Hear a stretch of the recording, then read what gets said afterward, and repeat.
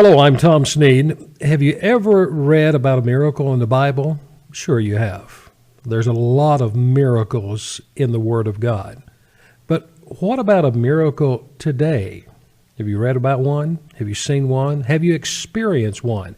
Well, today we're going to be telling a story about a modern day miracle, something that has happened in the last few days. My guest is Dr. Mark Brown, president of Iraq International Alliance. And Mark, good to have you with us in our studios. Well, thank you very much for having me here, Brother Sneed. And yes, a miracle indeed it is. You know, we with the Iraq International Alliance are now attempting to establish a brick and mortar school that's K through 12 school in Iraq. And we were just overwhelmed by the success of a recent trip we had to Iraq. We went there, looking for an inch of success, and yet God has given us a yardstick of success. But before I tell you about the many miracles that God performed in Iraq, let me just start by talking about why we need to go to Iraq. Recently, in fact, just before we left to go on this trip, the presidential candidate McCain, U.S. Senator McCain, said we are fighting a ideological war in Iraq. That means we're fighting a war of ideas.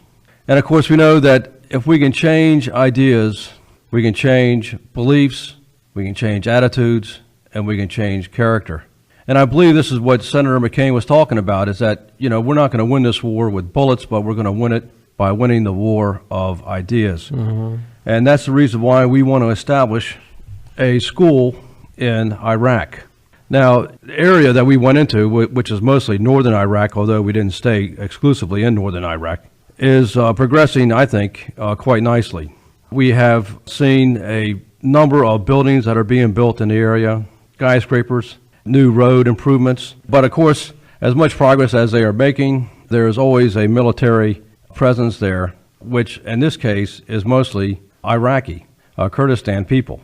But they are there. I mean, they are on just about every other corner. They guard any major building there. And so the threat of violence is always there. And of course, that is something that is indicative of the Middle East culture. And this probably flows from what we believe to be their religion, which in my opinion is a violent religion. But that's a discussion we can have at some other time. Needless to say, it has good security in the northern Iraqi area. And we had no problems or incidents